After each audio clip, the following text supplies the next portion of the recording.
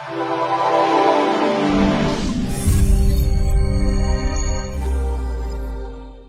ہمارے نبی صلی اللہ علیہ وسلم کے یوم ولادت ہے، کیونکہ ان کی ہمیں پتہ ہے کہ جس دن ان کی ہوئی تھی رلت وہ تو 12 ربیع الاول کو تھا، لیکن ان کی ولادت کا کسی کو صحیح علم نہیں ہے، کیونکہ اس وقت تو آپ کو پتہ ہے کہ وہ یتیم پیدا ہوئے تھے.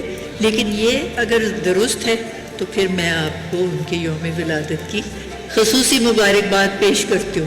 اور میں معذرت بھی کرتی ہوں کہ میں دیر سے آئی ہوں، کیونکہ مجھے پتہ نہیں تھا کہ آج یہاں میں آ بھی سکوں گی، میرے پاس ڈرائیور کوئی نہیں تھا، اور جو باتیں ہو چکی ہیں وہ میں سن نہیں سکی.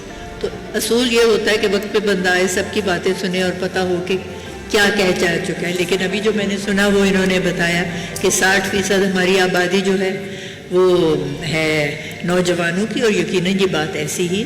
تو یہ نوجوانوں سے ہی ہماری تمام امیدیں وابستہ ہیں. 73 سال ہو گئے پاکستان کو بنے، لیکن اس 73 سال میں ہماری جو تھی جنریشن وہ کچھ اس طرح کی مثبت ترقی نہیں کر سکے، اور خاص طور پہ اقدار کی ترقی. اور جس قوم کی اقدار جو ہے نا وہ نہ صحیح ہوں، اور میں امید کرتی ہوں میں انگریزی میں بات نہیں اب کرتی کہ آپ سمجھتے ہیں کہ میں کیا کہتی ہوں اقدار کا کیا مطلب ہے، ویلیوز. اور ہماری اقدار تو سب بگڑ گئی ہیں، ہمیں پتہ ہی نہیں. ہمیں قائد اعظم نے کیا کہا تھا، اتحاد، یا اکٹھے مل کے کام کریں، تنظیم، ڈسپلن ہو، اور یقین ہو کہ فیتھ ہو، اپنے میں بھی ہو، لوگوں میں بھی ہو، اور یہ بہت ضروری ہے.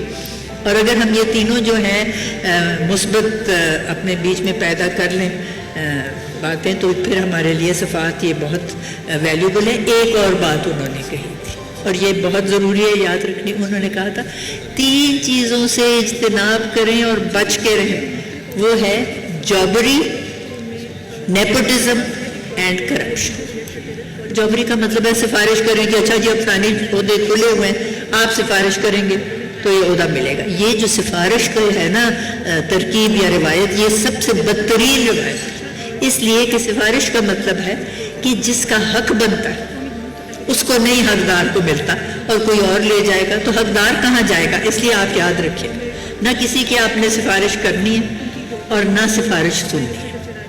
جو چیز ہے وہ سامنے آتی ہے. اور آپ کو پتہ ہے کہ ہمارے تو اب ریاست کا اصول بھی یہ ہے کہ ہر چیز جو ہے پبلک آفس وہ اشتہار ہوتا ہے، اور جب اشتہار ہوتا ہے آپ اس میں اپنی درخواست دیں، آپ کی درخواست سب دیکھیں گے، پھر شارٹ لسٹ ہوگا، پھر آپ کو بلائیں گے، پھر آپ کو سنیں گے. جو بہترین ہوگا اس میں سے اسی کو ملنا چاہیے. اور اگر بہتر سے بہترین ہم حاصل کر سکیں تو پھر یہ قوم ترقی کرے گی.